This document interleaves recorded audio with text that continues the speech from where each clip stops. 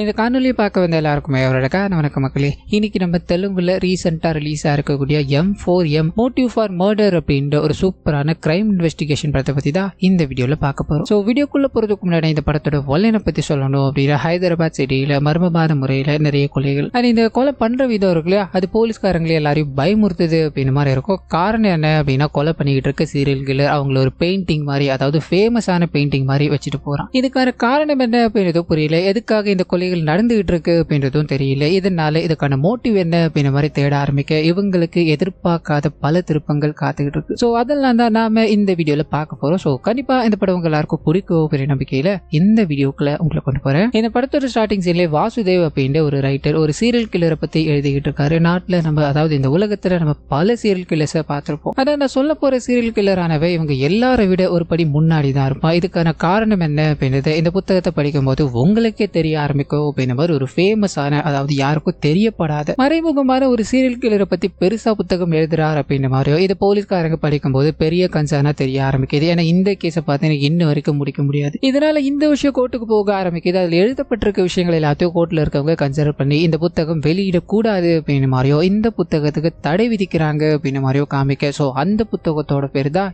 M4M motive for murder அப்படின்றது. So இந்த விஷயங்கள் எல்லாம் இங்க காட்டப்பட்டுக்கிட்டே இருக்க. அப்படியே கட் பண்ண ஒரு ஃபேமஸான ஆக்டர் அவரோட ஷூட்டிங்ல இருக்கும்போது காமிக்கிறாங்க. அவருக்கு இந்த ஷூட்டிங் எல்லாம் முடிஞ்சிருச்சு. சரி ஓய்வெடுக்கலாமே அப்படின்ற மாதிரி கேரவனுக்கு போக ஆரம்பிக்க முகம் மூடப்பட்ட நிலையில ஒரு மர்ம நபர் உள்ள வரார் அப்படின்ற மாதிரியோ உள்ள யாரும் இல்லாததை உணர்ந்துகிட்டு இந்த நபரை கொடூரமான முறையில தாக்க ஆரம்பிக்கிறாரு. கழுத்துல ஒரு குத்து, நெஞ்சில ஒரு குத்து அப்படின்ற மாதிரி பல்வேறு இடங்கள்ல குத்தி அவரை சாகடிச்சது மட்டும் இல்லாம அவரோட உடம்பு முழுக்க இருக்க துணி எல்லாத்தையும் எடுத்துட்டு அவர் ஒரு பொசிஷன்ல உட்கார வச்சுட்டு போக இந்த விஷயம் லேட்டரா அங்க இருக்க எல்லாருக்கும் தெரிய ஆரம்பிக்குது. மீடியாக்காரங்க இதை பயங்கர பெருசாக்கிடுறாங்க. ஏன்னா இறந்து போன நபர் ஒரு சூப்பர் ஸ்டார் ரேஞ்சுக்கு இருந்த மனுஷன் அவரை ஷூட்டிங் ஸ்பாட்ல ஒரு மர்ம நபர் கொலை பண்ணியிருக்காரு. இங்க என்னதான் நடந்துகிட்டு இருக்கு அப்படின்ற குழப்பத்துல நிறைய மீடியாக்காரங்க வர ஆரம்பிக்கிறாங்க. அதுல ராதா அப்படின்னு ஒரு பெண் அங்க இருக்க எல்லா விஷயங்களையும் நோட் பண்ணிக்கிட்டே இருக்கும்போது பேரலா கிருஷ்ணா அப்படின்ற ஒரு இன்வெஸ்டிகேஷன் ஆபீசர் இந்த இடத்துக்கு வர ஆரம்பிக்கிறாரு. முதல் வேலையை அங்க இருக்க மீடியா எல்லாத்தையும் கிளியர் பண்ணுங்கன்னு சொல்ல ராதா அங்க இருந்து பயணிக்கும் போது அந்த சூப்பர் ஸ்டாரோட வண்டி இருக்கு இல்லையா, அதுல ஒரு இன்விடேஷன் இருக்கிறத கவனிக்கிறாங்க. சோ போட்டோ எடுத்துக்கிட்டு கிளம்ப ஆரம்பிக்க இந்த பக்கம் இவர் உள்ள போறாரு. நிர்வாணப்படுத்தி கொலை பண்ணியிருக்கான் அப்படின்னா அவனுக்கு என்ன மோட்டிவ் இருக்கணும் அப்படின்ற மாதிரி சுத்தி இருக்க இடங்கள் எல்லாத்தையும் தேடிக்கிட்டே இருக்கும்போது அப்பதான் இவருக்கு ஒரு பழமையான செயின் கிடைக்குது. ஒன்னு இறந்து போனவர் தான் இருக்கணும், இல்ல வந்துட்டு போனாலே அந்த கில்லர் தான் இருக்கணும் அப்படின்ற மாதிரி தாட்டோட இந்த கேஸை இவரோட சீனியர் ஆபீசர் கிட்ட கொண்டு போக எக்கச்சக்கமான பிரஷர் இங்க போய்கிட்டு இருக்கு. சோ இந்த கேஸை நீ எவ்வளவு சீக்கிரமா முடிக்க முடியுமோ அதுக்குள்ள எங்களுக்கு முடிச்சு இந்த ரிப்போர்ட்டை சப்மிட் பண்ணணும் அப்படின்ற மாதிரி சொல்ல இந்த மனுஷன் கிளம்பி வீட்டுக்கு போகும்போது அந்த சமயத்துல தான் கொஞ்ச நேரத்துக்கு முன்னாடி ஜேர்னலிஸ்டா வந்து ராதா அப்படின்ற ஒரு கேரக்டர் இருக்காங்க இல்லையா, இவங்க இவரோட மனைவி போல. சோ வெளியில அவங்களோட வேலையை பார்த்துக்கிட்டாலும் வீட்டுக்குள்ள அது எல்லாத்தையும் ஓரமா வச்சுட்டு இவங்களோட வீட்டுக்குள்ள நடக்கிற விஷயங்களை மட்டும் பேசிக்கிறாங்க அப்படின்ற மாதிரியோ நடந்துகிட்டு இருக்க இந்த கேஸை பத்தியும் ரொம்ப டெப்தா பேசிக்கல. அப்படியே கட் பண்ணா ஜேர்னலிசம் படிக்கிற ஒரு காலேஜை காமிக்கிறாங்க. நிறைய ஸ்டூடெண்ட்ஸ் அங்க இருக்கும்போது அதுல குறிப்பா ரித்திகா அப்படின்றவங்க இன்னைக்கு என்னோட பிறந்த நாள், இதனால நீங்க என்ன வாழ்த்தணும் அப்படின்ற மாதிரி பிரின்சிபல் கிட்ட போக அவங்க ஒரு செயினை போட்டு வாழ்த்தி அனுப்புறாங்க அப்படின்ற மாதிரியோ இந்த இடத்துல ராதா இருக்காங்க. காரணம் என்ன அப்படின்னா இவங்க இன்வெஸ்டிகேஷன் ஜேர்னலிஸ்ட். ஸோ இவங்களோட ஒவ்வொரு இன்புட்டும் இங்க இருக்க எல்லா குழந்தைங்களுக்கும் உதவும் அப்படின்ற மாதிரி இந்த கிளாஸ் எடுக்கணும்னு போக ஆரம்பிக்கிறாங்க. தனக்கு தெரிஞ்ச விஷயங்கள் எல்லாத்தையும் பகிர்ந்துக்கிட்டு நம்ம இன்வெஸ்டிகேஷன் பண்ணிட்டு இருக்க போலீஸ்காரங்களுக்கு நிற்கிறானவங்க அவங்க என்ன பண்றாங்களோ அதே விஷயங்களை தான் நாமளும் பண்ணிக்கிட்டு இருக்கோம் அப்படின்னு எல்லாத்தையும் ஒரு பெப்டாக்கா கொடுத்துக்கிட்டே இருக்கும்போது இன்னொரு பக்கம் இறந்து போற நபரோட போஸ்ட்மார்ட்டம் ரிப்போர்ட் வாங்கணும் அப்படின்றதுக்காக இந்த கிருஷ்ணா போக ஆரம்பிக்கிறாரு. அவரோட கழுத்தில் ஏற்பட்ட காயத்தால தான் அவர் இறந்து போயிருக்கார் அப்படின்ற மாதிரியோ நிர்வாணப்படுத்தி கொலை பண்ணதுக்கான காரணம் என்ன அப்படின்றது இன்ன வரைக்கும் கண்டுபிடிக்க முடியல. ஆனா இந்த டெட் பாடி கடந்த பொசிஷன் அப்படின்ற ஒண்ணு இருக்கு இல்லையா, அது எனக்கு ஒரு பெயிண்டிங்கை ஞாபகப்படுத்துது அப்படின்ற மாதிரி ஒரு ஃபேமஸான பெயிண்டர் உருவாக்குன டெத் ஆஃப் கிளாடியேட்டர் அப்படின்ற ஒரு பெயிண்ட். அதுலயும் இதே மாதிரி நிர்வாணப்படுத்தி தான் ஒரு நபர் இறந்து போன மாதிரி காட்சி அளிக்கப்பட்டிருக்கோம். அந்த பெயிண்டிங்கை தான் இங்க ஃபாலோ பண்ணிக்கிட்டு இருக்காங்களோ அப்படின்ற மாதிரி எனக்கு தோணுதுன்னு சொல்ல நாயகனுக்கு இது ஒரு குழுவா அமைய ஆரம்பிக்குது. இதனால வேகமா இவரோட டீமை கூப்பிட்டு இதே மாதிரி பெயிண்டிங் பேட்டர்ன்ல ஏதாவது கொலைகள் நடந்திருக்கா அப்படின்ற மாதிரி ரிப்போர்ட் எடுங்க, எனக்கு உடனடியா இந்த ஸ்டேட் ஃபுல்லா நடந்த விஷயங்கள் எல்லாமே கைக்கு வந்தாகணும் அப்படின்ற மாதிரி சொல்ல ஒரு பக்கம் இவங்க இதை தேடிக்கிட்டே இருக்கும்போது இன்னொரு பக்கம் ராதா ஒரு இன்விடேஷன் கிடைச்சது அப்படின்ற மாதிரி இருக்கு இல்லையா, அங்க போக ஆரம்பிக்கிறாங்க. இறந்து போன ஆக்டர் ஒரு ஜிம்மை திறக்கணும் அப்படின்ற மாதிரி போயிருக்காரு. அந்த ஜிம்ல சிசிடிவி கேமரால பதிவாயிருக்க விஷயம் என்ன அப்படின்னா ஒரு மர்ம நபர் இவரை ஃபாலோ பண்ணிட்டு வந்திருக்காரு அப்படின்ற மாதிரி இருக்கும். இவர் வெளியில இருந்தே வந்திருக்காரா அப்படின்ற மாதிரி அக்கம் பக்கத்துல எல்லாத்திலும் சர்ச் பண்ணிக்கிட்டே இருக்கும்போது தான் ஒரு மர்ம நபர் அங்க பக்கத்துல கடைக்கு போயிருக்காரு அப்படின்றத தெரிய ஆரம்பிக்குது. அதை ஃபாலோ பண்ண ஆரம்பிக்கிறாங்க. அதே சமயத்துல இங்க எல்லா லிஸ்ட் எடுத்தாங்க இல்லையா, கிட்டத்தட்ட 20 கொலைகள் இதே மாதிரி பேட்டர்ல நடந்திருக்கு. ஒருவேளை அதை சீரியல் கில்லர் பண்ணிருக்கலாமோ அப்படின்ற தாட்குள்ள இவங்க போக ஆரம்பிக்க அப்படியே கற்பனை அந்த ரித்திகா அப்படின்ற ஒரு கேரக்டர் காமிச்சாங்களே அவங்க அங்க இருக்க வேலைகள் எல்லாத்தையும், அதாவது தன்னோட கிளாஸ் எல்லாத்தையும் முடிச்சுட்டு ஒரு லாட்ஜுக்கு போறாங்க. மர்மமான ஒரு நபரை சந்திக்கிறாங்க அப்படின்ற மாதிரியோ இந்த விஷயங்கள் எல்லாத்தையும் உங்களோட கிளாஸ்ல படிச்சுக்கிட்டு இருக்க கார்த்திக் அப்படின்ற ஒருத்தர் வீடியோ எடுக்கிறார். ஸோ இந்த விஷயத்தை வச்சு அந்த பொண்ணு கிளாஸ் வந்ததோ, நீ பயங்கரமான வேலையை பார்த்துக்கிட்டு இருக்கே, எங்களுக்கும் இதே மாதிரி சர்வீஸ் நடக்குமா அப்படின்ற மாதிரி கிண்டல் பண்ணிக்கிட்டே இருக்க அவங்க அழுதுகிட்டு போறாங்க. இந்த விஷயத்தை எல்லாத்தையும் அங்க இருக்க பிரின்சிபல் கவனிக்கிறாங்க அப்படின்ற மாதிரியான விஷயங்கள் நமக்கு காட்டப்பட்டுக்கிட்டே இருக்கு. இன்னொரு பக்கம் நாயகன் கிட்டத்தட்ட 20க்கும் மேற்பட்ட கொலைகள் இந்த சீரியல் கில்லர் அப்படின்ற ஒருத்தனால பண்ணப்பட்டுக்கிட்டு இருக்கு. இதனால மக்கள் பாதுகாப்பா இருக்கணும் அப்படின்ற மாதிரி இதுவரைக்கும் கண்டுபிடிச்ச ஃபைண்டிங்ஸ் இருக்கு இல்லையா, அது எல்லாத்தையும் மீடியாக்காரங்க கிட்ட சொல்லும் போது இங்க ஒரு பேட்டர்ன் ஃபாலோ ஆகிட்டு இருக்கு அப்படின்ற விஷயம் ராதாக்கு தெரிய ஆரம்பிக்குது. அவங்களோட சீனியர் ஆபீசர் கிட்ட இதை பத்தி பேச ஆரம்பிக்கிறாங்க. ஏன்னா ஒரு பல மாசங்களுக்கு முன்னாடி, பல வருஷங்களுக்கு முன்னாடின்னு கூட சொல்லலாம், இதே மாதிரி பேட்டர்ன்ல ஒரு கொலை நடந்துகிட்டு இருக்கு அப்படின்ற மாதிரி சீரியல் கில்லரை பத்தின ஒரு புத்தகம் எழுதப்பட்டது. அந்த புத்தகம் போலீஸ்காரங்களால கோர்ட்ல கேஸ் போட்டு தடை செய்யப்பட்டுச்சு இல்லையா, அதிலும் இதே மாதிரி பேட்டர்ன் தானே ஃபாலோ பண்ணிக்கிட்டு இருந்தாங்க. அந்த புக்கை நம்ம ஒரு வாட்டி பார்க்கலாமா அப்படின்ற மாதிரி சொல்ல அந்த புக்கை எழுதின வாசுதேவன் அப்படின்ற ஒரு கிட்ட இவங்க போறாங்க. அவர்கிட்ட ரிக்வஸ்ட் பண்ணி இந்த புக் எனக்கு கிடைக்குமா அப்படின்ற மாதிரி கேட்க, ஏற்கனவே இந்த போலீஸ்காரங்களால நான் பட்டது போதும், அதை பேன் பண்ணிட்டாங்க. ஸோ இதுக்கு மேல அந்த புத்தகத்தை தேடி இந்த பக்கம் வராதிங்க அப்படின்ற மாதிரி அனுப்பி வச்சுட்டு ஒரு மாதிரியான பார்வையை பார்த்துக்கிட்டே இருக்கு. ஒருவேளை இவர் தான் அந்த சீரியல் கில்லரோ அப்படின்ற தாட் நமக்குள்ள ஓடிக்கிட்டே இருக்கு. இன்னொரு பக்கம் அந்த இறந்து போன நடிகர் இருக்கா இல்லையா, தன்னை ஒருத்தர் கொலை பண்ண வந்திருக்கா அப்படின்ற மாதிரி இதுக்கு முன்னாடி ஒரு கேஸ் கொடுத்திருக்காரு. அந்த நபர் யாரா இருக்கோ அப்படின்ற மாதிரி போலீஸ்காரங்க தேட ஆரம்பிக்க, ராதா வேலை செய்யறா அதே ஆபீஸ்ல தான் அவனும் வேலை செய்யறான். ஸோ அவன் தான் இதுக்கு பின்னாடி இருப்பானோ அப்படின்ற மாதிரி அவனை நோக்கி போக ஆரம்பிக்க, அதே சமயத்துல இந்த ஜிம்ல ஒருத்தர் ஃபாலோ பண்ணிக்கிட்டு இருக்காரு அப்படின்றத ஹீரோயின் அதாவது ராதா கண்டுபிடிச்சாங்க இல்லையா, அந்த நபர் வேற யாரும் கிடையாது, இவங்களோட ஆபீஸ்ல இருக்க தாஸ் அப்படின்ற ஒரு கேரக்டர் தான். ஸோ அவரை பிடிச்சி விசாரிச்சுக்கிட்டே இருக்கும்போது நாயகன் உள்ள வர ஆரம்பிக்கிறாரு. இவன் எங்களோட பிரைம் சஸ்பெக்ட், இவங்க கிட்ட நீங்க என்ன பண்ணிட்டு இருக்கீங்க அப்படின்ற மாதிரி கேட்டு அன்னைக்கு நடந்த விஷயங்களை தெரிஞ்சுக்க ஆரம்பிக்கிறாங்க. இவனுக்கு அவனை கொலை பண்ணணும் அப்படின்ற மாதிரி மோட்டோலாம் இருந்தது கரெக்ட் தான், அண்ட் ஃபாலோ பண்ணிட்டு போனது அப்படின்ற மாதிரியான விஷயங்களும் கரெக்ட் தான். ஆனா இவர் அந்த கொலையை பண்ண கிடையாது. இறந்து போற நபருக்கோ இவருக்கும் ரியல் எஸ்டேட் மூலமா ஒரு பிரச்சனை இருக்கு, இதனாலதான் அவனை மிரட்டணும் அப்படின்ற மாதிரி நான் போனேன். ஆனா மத்தபடி எதுவும் பண்ண கிடையாது சார், இதுதான் நான் ராதா கிட்ட சொல்லிக்கிட்டு இருந்தேன் அப்படின்ற மாதிரி சொல்ல இவருக்கு சந்தேகமா இருக்கு. சரி நாங்க விசாரிச்சுக்கிறோம் அப்படின்ற மாதிரி அங்க இருந்து கூட்டு போய் அண்ட் கன்ஃபார்ம் எல்லாத்தையும் பண்ணிட்டு ஒரு பிரஸ் மீட்டை வைக்க ஆரம்பிக்கிறாங்க. இது மாதிரி பெயிண்டிங் பேட்டர்ன்ல அவன் கொலைகள் எல்லாத்தையும் பண்ணிட்டு இருக்கா, இதனால நம்ம ஒரு புது மெத்தடை கையாளணும் அப்படின்ற மாதிரி ஒரு ஆப்பை கொண்டு வர ஆரம்பிக்கிறாரு. மக்கள் எல்லாருமே அதை இன்ஸ்டால் பண்ணணும், அது மூலமா எங்கேயாவது உங்களுக்கு ஆபத்து இருக்கு அப்படின்ற மாதிரி உணர்ந்தீங்கன்னா இதை பிரஸ் பண்ணாலே போதும், அடுத்த கணத்துல உங்களுக்கு போலீஸ்காரங்க உதவி பண்ண வருவாங்க அப்படின்ற மாதிரி சொல்ல மீடியாக்காரங்க ஒரே ஒரு கேள்விதான், இதை பார்க்கும்போது அந்த சீரியல் கில்லர் உசாராயிட மாட்டானா அப்படின்றது. இதுக்கான பதில் என்ன அப்படின்னா கண்டிப்பா பார்க்கட்டும் அப்படின்ற மாதிரி தான் நாங்க பண்ணிக்கிட்டு இருக்கோம். சீரியல் கில்லர் இது நாட்கள் வரைக்கும் தெரியாம கொலை பண்ணிக்கிட்டு இருந்தா, இப்ப எல்லார்கிட்டயுமே இது தெரிஞ்சிருச்சு. ஸோ இது அவனுக்கு ஒரு சேலஞ்ச் மாதிரி நடந்துருச்சு. இது நடக்கல அப்படின்னா சில பேரோட உயிர் காப்பாற்றப்படும் இல்லையா, அந்த ஒரு விஷயம் எங்களுக்கு போதும் அப்படின்ற மாதிரி சொல்ல மக்கள் எல்லார்கிட்டயுமே இது பரவ ஆரம்பிக்குது. ஒருத்தரும் அந்த ஆப்பை இன்ஸ்டால் பண்ணி தங்களோட பாதுகாப்புகளை உறுதி செஞ்சுக்கிட்டே இருக்கும்போது திடீர்னு நிறைய இடங்கள்ல அதை அடிக்க ஆரம்பிக்குது. தங்கிட்ட இருக்க மொத்த போலீஸ்காரங்களும் பிரிஞ்சு போய் அங்க இருக்க ஒவ்வொரு விஷயங்களையா பார்த்துக்கிட்டே இருக்கும்போது திடீர்னு ஒரு பொண்ணு போன் பண்ண ஆரம்பிக்கிறாங்க. என்னோட காதலன்னு ஒருத்தன் கொடூரமான முறையில தாக்கிக்கிட்டே இருக்கா, எனக்கு பயமா இருக்கு சார், நீங்க உடனடியா இங்க வர முடியுமா சார்னு சொல்ல இவங்க பேசிக்கிட்டே இருக்காங்க. ஏதாவது அடையாளங்கள் அவனோட முகத்துல பாத்தியாமான்னு கேட்க, சார் என்னோட முகத்தை என்னால பார்க்க முடியல, ஆனா அவனோட இடது கையில நான் ஒரு திரிசூலம் டாட்டூவை பார்த்தேன் அப்படின்ற மாதிரி சொல்ல வேகமா போலீஸ்காரங்க கிளம்புறாங்க. பேரலா அந்த மரபு நபர் அதாவது அந்த சீரியல் கில்லர் 2 பேரையுமே அதாவது அந்த பெண் 2 பேரையுமே கொலை பண்ணி ஒரு ஃபேமஸான காதலர்கள் வரைபடம் இருக்கு, அந்த வரைபடம் மாதிரியே இவங்களை வச்சுட்டு போறா அப்படின்ற மாதிரியோ இவங்க வந்து பார்க்கும்போது அதாவது போலீஸ்காரங்க வந்து பார்க்கும்போது 2 உடல்களை ஒட்டி வச்ச நிலையில அது ஒரு பெயிண்டிங் மாதிரி காட்சிப்படுத்தப்பட்டிருக்கு. நம்மளோட கண்ணு முன்னாடி இது நடந்துருச்சு அப்படின்ற மாதிரி ரொம்ப சோகத்துல மேல இடத்துல இருந்து பயங்கரமான பிரஷர், என்ன பருதுன்னு தெரியாம நாயகன் ஏதாவது எவிடன்ஸ் கிடைக்குமா அப்படின்ற மாதிரி தேடி அலைஞ்சுக்கிட்டே இருக்கும்போது அந்த சமயத்துலதான் இவரோட காதலி மூலமா ஒரு விஷயம் தெரிய ஆரம்பிக்குது. அந்த தடை செய்யப்பட்ட புத்தகம் இருக்கு இல்லையா, அதுதான் இவங்களோட குழுவா இங்க அமைய ஆரம்பிக்குது.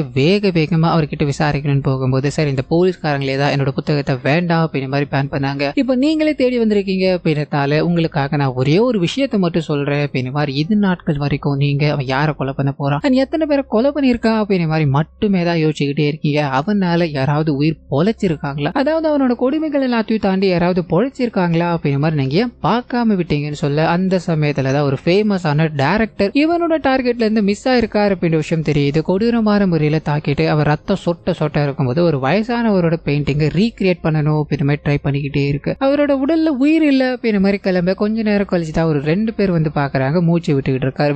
வேகமா ஹாஸ்பிட்டல் கூட்டு போக அன்னில இருந்து இன்னி வரைக்கும் ஒரு ரிவைவிங் கேம்ப்ல தான் இருந்துகிட்டு இருக்காரு அப்படின்ற மாதிரியும் அதுல அந்த சீரியல் கில்லரை பார்த்த ஒரே ஒரு ஆள் அவர் தான் அப்படின்றது தெரிய ஆரம்பிக்குது. அதை தாண்டி இந்த கேஸ் முழுக்கவும் ஒரு பேட்டர்ன் ஒன்று ஃபாலோ பண்ணப்பட்டிருக்கும், அதாவது பெயிண்டிங்கை தாண்டி இன்னொரு பேட்டர்ன். அவன் சூஸ் பண்றது எல்லாமே ஃபேமஸான ஆளுங்க அப்படின்ற மாதிரி தான் இருக்கும். முதல்ல கொலை பண்ணது ஒரு ஃபேமஸான ஆக்டர் அண்ட் 2வது இந்த 2 2 கொலைகளை பண்ணிருப்பா இல்லையா. அவங்க 2 பேருமே சோசியல் மீடியா பிரபலங்களா இருந்திருப்பாங்க. அதையும் தாண்டி நமக்கு தெரியிற விஷயம் என்ன அப்படின்னா, ரித்திகா அப்படின்ற ஒரு பெண்ணை வீடியோ எடுத்து மிரட்டிக்கிட்டு இருந்தா இல்லையா, அந்த நபர் தான் எங்க ஆண் நபர் அப்படின்ற மாதிரி இருக்கும். சோ இந்த விஷயங்கள் போலீஸ்க்கு தெரியாத நமக்கு காட்டப்பட்டுக்கிட்டே இருக்கு. இன்னொரு பக்கத்துல ஹீரோயின் அந்த டைரக்டர் விசாரிக்கணும் அப்படின்ற மாதிரி போறாங்க. மனநல காப்பகத்துல இருக்கும்போது இவங்க அன்னைக்கு நீங்க என்ன பாத்தீங்க, உங்களை கொலை பண்ண வந்தது யார் அப்படின்ற மாதிரி கேட்க இவருக்கு பயங்கரமா நடுங்க ஆரம்பிக்குது. இவர்கிட்ட இதுக்கு மேல பேச முடியாது அப்படின்னு தெரிஞ்சுக்கிட்டு இவங்க இங்க இருந்து கிளம்ப ஆரம்பிக்க, இன்னொரு பக்கத்துல நாயகன் இருக்கா இல்லையா, அவருக்கு இன்னொரு விஷயம் கிடைக்க ஆரம்பிக்குது அந்த கொலைகாரனை பத்தி. அதாவது அந்த கொலைகார பாத்தீங்கன்னா ஒரு லெஃப்ட் ஹேண்டட் அப்படின்ற மாதிரி இருக்கும். இதனால யோசிச்சு பாக்குறாரு, அந்த ஆக்டர் இறந்து போன அன்னைக்கு யாரெல்லாம் லெஃப்ட் ஹேண்ட் இருக்காங்க அண்ட் யாருக்கு எல்லாம் திரிசூலம் டாட்டூ இருந்தது அப்படின்ற மாதிரி மொத்த பெரிய விசாரிக்கும் போது அதுல ஒரு கேமரால டீ கொண்டு போன ஒரு நபர் பதிவாயிருக்காரு அப்படின்ற மாதிரி இருக்கும். சோ அவரை செக் பண்ணி பார்க்கும்போது தான் அவருக்கு கரெக்டா இந்த விஷயங்கள் மேட்ச் ஆகுது அப்படின்ற மாதிரியோ அவரை தேடி பார்க்கும்போது அவரோட பேர் ஜெகதீஷ் அப்படின்றது தெரிய ஆரம்பிக்குது. இந்த ஜெகதீஷ் யார் அப்படின்றத தேட ஆரம்பிக்கிறாங்க சோசியல் மீடியால. இவர் தான் இந்த கில்லர் அப்படின்ற மாதிரி பரப்பிக்கிட்டே இருக்கு. அவர் ஜெயிலுக்குள்ள அதாவது பரோல் கைதியா இங்க வந்து திடீர்னு இப்ப மாயமாயிட்டார். அண்ட் போலீஸ்காரங்க மொத்த பேர் தேடிக்கிட்டு இருக்காங்க அப்படின்ற மாதிரி இருக்கும். அவரை விசாரிக்கணும் அப்படின்ற மாதிரி ஜெயிலுக்குள்ள போக, சார் அந்த மனுஷன் யார்கிட்டயுமே பேச மாட்டா சார், தனிமையில ஏதோ படங்களை வரைஞ்சுக்கிட்டே இருப்பா, என்ன பண்ணடா ஏது பண்ணடா அப்படின்ற மாதிரி கேட்டா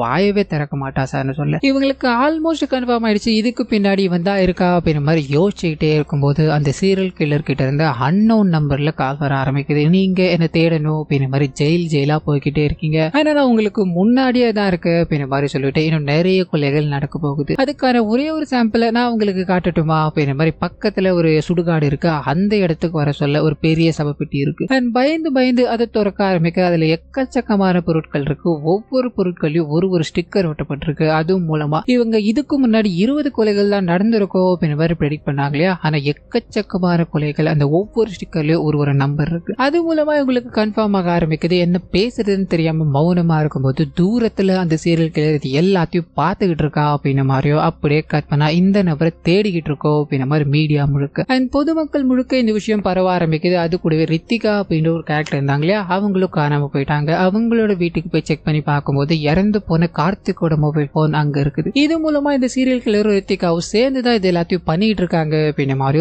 2 பேரையுமே போலீஸ்காரங்க தேடிட்டு இருக்காங்க அப்படின்ற மாதிரி பப்ளிஷ் பண்ணி மக்கள் மத்தியில இதை பத்தி பேசிக்கிட்டே இருக்க அந்த சமயத்துலதான் அந்த பிரின்சிபல் இருக்காங்க இல்லையா, அவங்களுக்கு ஒரு மெசேஜ் வர ஆரம்பிக்குது. ரித்திகா நான் ஒரு இடத்துல இருக்கேன், நீங்க என்ன வந்து பார்க்க முடியுமான்னு சொல்ல இவங்க பயந்துகிட்டு அந்த இடத்துக்கு போக ஆரம்பிக்கிறாங்க. திடீர்னு அந்த இடத்துல இருந்து ரித்திகா ஒளிஞ்சு நின்று வரும்போது பயந்து போறாங்க. நீ பிளான் பண்ணி தான் இந்த இடத்துக்கு வர வச்சிருக்கியா, அந்த சீரியல் கில்லர் உன் கூட தானே இருக்கா அப்படின்ற மாதிரி சொல்ல இவங்களுக்கு என்ன பேசுறதுன்னு தெரியல. நான் ஒன்னு சொல்ல வர கவனிங்க அப்படின்ற மாதிரி கேட்டுக்கிட்டே இருக்கும்போது இவங்க பயந்து வேகமா அங்க இருந்து ஓட ஆரம்பிக்கிறாங்க. அப்படியே கற்பனா இங்க நாயகன் அந்த சீரியல் கில்லரை பிடிக்கணும் அப்படின்ற மாதிரி பல வழிகளை முயற்சி பண்ணிக்கிட்டே இருக்கா இல்லையா. அப்பன்னு பார்த்தா அவருக்கு ஒரு மெசேஜ் வர ஆரம்பிக்குது, என்னோட அடுத்த டார்கெட் நீங்க தேடிக்கிட்டு இருக்க ரித்திகா தான் அப்படின்ற மாதிரி சொல்ல அந்த சமயம் பார்த்து பிரின்சிபல் வர ஆரம்பிக்கிறாங்க. பயந்து போறாங்க. நான் எவ்வளவு பெரிய தப்பு பண்ணிட்டேன் அப்படின்ற மாதிரி வேகமா அந்த ரித்திகாவை காப்பாற்றணும் அப்படின்ற மாதிரி போலீஸோட போகும்போது அவங்க கொடூரமான முறையில அந்த சீரியல் கில்லரால கொலை செய்யப்பட்டிருக்காங்க அப்படின்ற மாதிரியோ இவங்களையும் ஒரு பெயிண்டிங் மாதிரியே அமர வச்சு இவனோட கொலை வெறிய தீர்த்துக்கிட்டான் அப்படின்ற மாதிரி இருக்கும். போலீஸ்காரங்களுக்கு என்ன பதில் பேசுறதுன்னே தெரியல. ஏன்னா முதல் கொலை அதாவது ஆக்டர் கொலை தெரியாம நடந்துச்சுன்னு சொல்லலாம். ஆனா அடுத்தடுத்த கொலைகள் இவங்க கண்ணு முன்னாடியே தான் நடந்துகிட்டு இருக்கு. இதுக்கான எந்த ஆக்ஷனும் நீங்க எடுக்கலையா அப்படின்ற மாதிரி மேல் இடத்துல இருந்து பிரஷர் விழுந்துகிட்டே இருக்கும்போது அந்த சமயத்துலதான் சீரியல் கில்லர் மூலமா அடுத்த கொலை ஒரு தியேட்டர்ல நடக்க போகுது அப்படின்ற மாதிரி சொல்ல இவருக்கு இது பயங்கர ஹர்ட் ஆயிடுது. ஏன்னா சொல்லி கொலை பண்ணிக்கிட்டே இருக்கா, நம்ம ஒண்ணுமே பண்ண முடியாம இருக்குமே அப்படின்ற மாதிரி மொத்த ஏரியாவுக்கு போலீஸ் ப்ரொடெக்ஷன் கொடுக்கும்போது ராதா இருக்காங்க இல்லையா, அவங்க இந்த கேஸ்க்குள்ள வர ஆரம்பிக்கிறாங்க. நம்ம வேற மெத்தட பயன்படுத்தலாம் அப்படின்ற மாதிரி சொல்லிட்டு ஒரு 4 தியேட்டரை சூஸ் பண்றாங்க. அதாவது இது வரைக்கும் கொலை நடந்தது இல்லையா, அது எல்லாத்தையும் சர்க்கிள் பண்ணி அதுக்குள்ள இருக்க ஒரு 4 தியேட்டரை பாயிண்ட் அவுட் பண்றாங்க. இங்க இருக்க எல்லா இடத்துலயுமே நம்ம மப்டியில போகலாம், இந்த இடத்த நம்ம சூஸ் பண்ண எக்கச்சக்கமான வாய்ப்புகளை நம்ம கொடுப்போம்.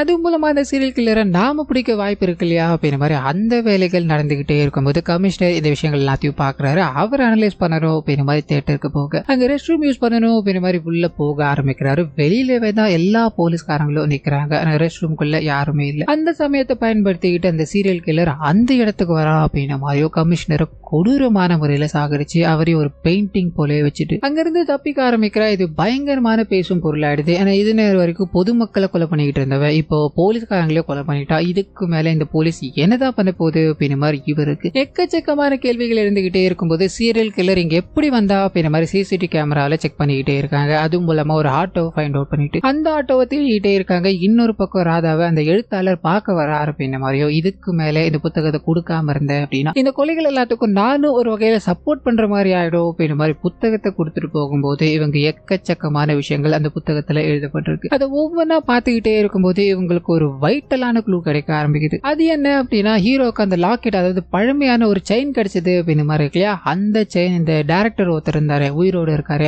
அவரோட கழுத்துல இருந்திருக்கும். இந்த டைரக்டருக்கும் சீரியல் கில்லருக்கும் என்ன சம்பந்தம் இருக்கும் அப்படின்ற மாதிரி அவரை பார்க்க போக ஆரம்பிக்க இன்னொரு பக்கத்துல நாயகன் அந்த ஆட்டோக்காரரை பிடிக்கிறாரு. அந்த ஜெகதீஷோட வீடு எங்க இருக்கு அப்படின்றத தெரிஞ்சுக்கிட்டு அந்த இடத்துக்கு கண்ணோட உள்ள போகும்போது இங்க என்ன நடக்குது அப்படின்றத ஃபர்தரா காமிக்காம இன்னொரு பக்கத்துல ஹீரோயின் அந்த நபர் கிட்ட போய் இந்த டாலர் உங்களுக்கு யார் கொடுத்தா, உங்ககிட்ட எப்படி வந்தது அப்படின்னு நல்லா கேட்க இது நேரம் வரைக்கும் பயந்து நடுங்கிக்கிட்டே ஒரு மாதிரி பண்ணிக்கிட்டே இருந்தாலியா. இப்ப கொஞ்சம் கொஞ்சமா பேச ஆரம்பிக்கிறார். அது மூலமா நிர்மலா அப்படின்ற ஒரு பிரபலமான ஆக்டர்ஸ் இருந்திருக்காங்க. அவங்க இவரோட ப்ரொடக்ஷன்ல நிறைய படம் பண்ணிருக்காங்க அப்படின்ற மாதிரி இருக்கும். அவங்களுக்கு ஒரு பையன் இருக்கான். அந்த பையனுக்கு 13வது பிறந்த நாள் அப்படின்றதுனால இந்த செயினை நான் அவனுக்கு பிரசன்ட் பண்ண. அவன் ரொம்ப கொடூரமானவமா, அவனுக்கு ஒரு மனநோய் இருக்கு, அது மூலமா அவனுக்கு நிறைய கெட்ட எண்ணங்கள் மட்டும்தான் இருக்கு. அன்னைக்கு என்ன கொலை பண்ண வந்ததோ அவன் தாமா அப்படின்ற மாதிரி சொல்லிட்டு அவனை பார்த்தீங்கன்னா ஒரு மனநல காப்பகத்துல சேர்த்திருப்பாங்க. அந்த விஷயங்கள் எல்லாத்தையும் இவர் சொல்லும் போது வேக வேகமா இவங்க அங்க கிளம்ப ஆரம்பிக்க அங்க இருக்கிறவங்க மூலமா அந்த நபரை பத்தின ஒரு சில விஷயங்கள் தெரிய ஆரம்பிக்குது. அவனுக்கு ஒரு வித்தியாசமான நோய் இருக்கு. அந்த நோயால யாராவது பிரபலமானவங்க இருந்தாங்க அப்படின்னா அவங்கள ஏதாவது பண்ணணும் அப்படின்ற மாதிரி அவனுக்கு தோணிக்கிட்டே இருக்கும்.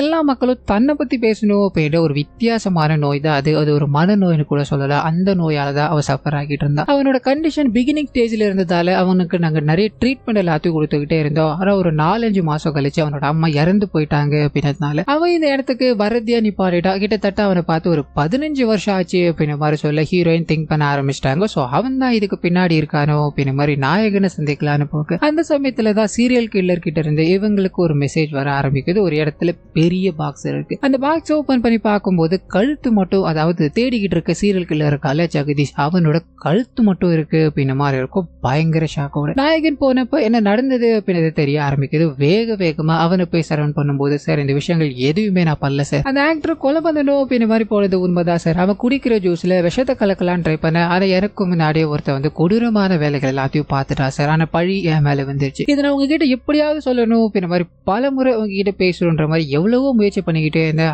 எதுவுமே நடக்காம போயிடுச்சு சார். இதுக்கு நடுவில் தான் என்னோட காதலியான ரித்திகா கிட்ட ஒருத்தன் பிரச்சனை பண்ணிக்கிட்டு இருக்கா அப்படின்றது தெரிய ஆரம்பிச்சிச்சு. அவனை போய் அடிச்சு அவனோட போனை புடிங்கிட்டு வந்தேன். அந்த போனை தான் சார் நீங்க ரித்திகாவோட வீட்டுல இருந்து எடுத்தீங்க. நடந்த சம்பவங்கள் எல்லாத்துலயுமே நான் ஏதோ ஒரு வகையில கனெக்ட் ஆகுறதால நீங்க என்ன தேடிக்கிட்டு இருக்கீங்க, ஆனா உண்மையான கொலைக்காரன் நான் கிடையாது சார் அப்படின்ற மாதிரி எவ்வளவோ பேசி பார்த்துக்கிட்டே இருக்க. நாயகன் விடுறதா தெரியல. கைது பண்ணி கொண்டு போகணும் ட்ரை பண்ணும்போது அங்க இருக்க எல்லாரையும் தட்டி விட்டுட்டு இவர் தப்பிச்சு ஓடி போயிட்டாரு. அதோட இவரோட தலை மட்டும் தான் கிடைக்குது அப்படின்ற மாதிரி இருக்கும். சோ இதுக்கு பின்னாடி இவன் கிடையாது, வேற ஒருத்தர் இருக்கான். அவன் யாருன்னே நம்மளால கண்டுபிடிக்க முடியலையே அப்படின்ற குழப்பத்தில் இருக்கும்போது சீரியல் கில்லரோட பேரு ஜித்தின் அப்படின்ற விஷயம் அந்த மனநல காப்பகத்துல விசாரிச்சாங்க இல்லையா, அது மூலமா ஹீரோயினுக்கு தெரிய ஆரம்பிக்குது. சோ நம்ம தேடிக்கிட்டு இருக்க ஜெகதீஷ் அவன் கிடையாது அப்படின்றது புரிஞ்சுக்கிட்டு இவங்க ஜித்தினை தேடி அலைய ஆரம்பிக்கிறாங்க. இதுக்கு நடுவுல இந்த சமூகங்கள் எல்லாத்திலுமே பாத்தீங்கன்னா நாயகன் கூட இருக்க ஒரு போலீஸ்காரர் காணாம போயிட்டு இருப்பார். கரெக்டா இந்த கொலை நடக்கிறப்ப மட்டும் காணாம போறானே, என்னவா இருக்கும் அப்படின்ற மாதிரி நாயகன் அவன் மேல சந்தேகப்பட்டுக்கிட்டே இருக்கும்போது இன்னொரு பக்கத்துல அந்த சீரியல் கில்லரால அவங்க கடத்தப்படுறாங்க. ஒரு இடத்துல அடைச்சு வச்சுட்டு சீரியல் கில்லர் அவங்கள கொலை பண்ணணும் அப்படின்ற மாதிரி போகும்போது அந்த சமயத்துலதான் சீரியல் கில்லரோட முகத்தை நமக்கு காமிக்க ஆரம்பிக்கிறாங்க. ஹீரோயின் கூட பழக்கப்பட்ட ஒரு நபர், அதாவது அவங்களோட கம்பெனில வேலை செய்யற இந்த டீ காஃபி குடுக்கிற நபர் தான் இந்த கொலைகள் எல்லாத்துக்கும் பின்னாடியும் இருக்கார் அப்படின்ற மாதிரி இருக்கும். சோ ஹீரோயினை கடத்தினதுக்கான காரணம் என்ன அப்படின்னா அவங்க இதுக்கு பின்னாடி இவர் தான் இருக்கார் அப்படின்றத கண்டுபிடிச்சிட்டு இருப்பாங்க. அதாவது கமிஷனரோட கொலை நடந்தது இல்லையா, அப்போ ஒரு பென்ட்ரைவ் போலீஸ்காரங்களுக்கு கிடைச்சிருக்கும். அந்த பென்ட்ரைவ் செக் பண்ணி பார்க்கும்போது அது ஹீரோயினோடது அப்படின்ற மாதிரி தெரிய ஆரம்பிக்குது.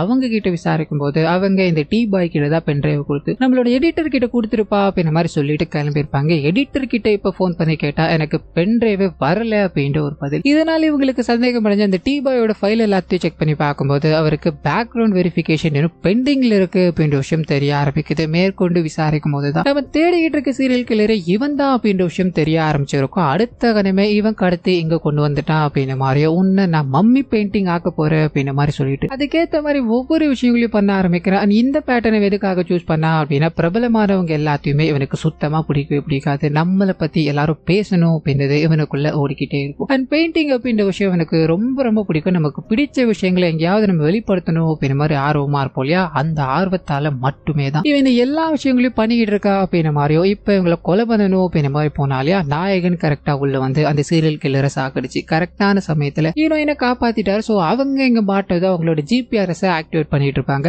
அது மூலமா தான் இந்த சம்பவம் நடந்தது அப்படின்ற மாதிரியோ நாம தேடிக்கிட்டு இருக்க சீரியல் கில்லரை நம்ம பிடிச்சாச்சு. அண்ட் இதுக்கு மேல எந்த பிரச்சனையும் இல்லை அப்படின்ற மாதிரி மீடியாக்காரங்க முன்னாடி போலீஸ் ஒரு அறிக்கையை கொடுத்துக்கிட்டே இருக்கும்போது பேரலா ஹீரோயின் இருக்காங்க இல்லையா, அந்த மனநல காப்பகத்தை பாதுகாத்துட்டு இருந்தவங்க கிட்ட போறாங்க. இந்த சீரியல் கில்லரை நாங்க பிடிச்சிட்டோம், அது உங்களுக்கு சந்தோஷத்தை கொடுக்குமா அப்படின்றது எங்களுக்கு தெரியல. காரணம் என்ன அப்படின்னா அந்த சீரியல் கில்லரோட வீட்டை நாங்க சர்ச் பண்ணி பார்க்கும்போது உங்ககிட்ட இருந்து அவனுக்கு நிறைய மருந்து மாத்திரைகள் எல்லாமே போயிருக்கு. ஆனா உங்ககிட்ட கேட்கும் போது நீங்க அவனை பார்த்தே 15 வருஷம் ஆச்சுன்னு சொன்னீங்க. இதுக்கு பின்னாடி இருக்க விஷயங்களை நாங்க தெரிஞ்சுக்கலாமா, நீங்க எதுக்காக அவனை தூண்டி விட்டீங்க அப்படின்னு மாதிரிலாம் கேட்க அந்த நபரை மாதிரியே இவங்களுக்கு ஒரு டிசார்டர் இருக்கு. அது மூலமா இவங்களுக்கும் இந்த ஃபேம் அப்படின்றதுல ஒரு ஆர்வம், அதாவது இவங்களோட ஐடென்டிட்டி அப்படின்றது வெளியே தெரியக்கூடாது. ஆனா இவங்க பண்ணிக்கிட்டு இருக்க விஷயங்களை பத்தி இவங்க பேசணும் அப்படின்றது, அதாவது மக்கள் பேசணும் அப்படின்றது இவங்களுக்கு ஒரு ஈர்ப்பு மாதிரியான ஒண்ணுன்னு சொல்லலாம். இதனாலதான் அவருக்கு அந்த டிசீஸ் இருக்கும்போது அவரை தூண்டி விட ஆரம்பிக்கிறாங்க. நிறைய கொலைகளை பண்ணிக்கிட்டே இருக்காங்க. லாஸ்டா ஒரு 2 சம்பவங்கள் நடந்திருக்கும் இல்லையா, அதாவது ஃபேமஸா இல்லாதவங்கள கொலை பண்ணிருப்பாங்க. இதுக்கான காரணம் என்ன அப்படின்னா எங்களோட கிரெடிட் எல்லாத்தையுமே அந்த ஜெகதீஷும் அந்த ரித்திகாவும் திருட பார்த்தாங்க.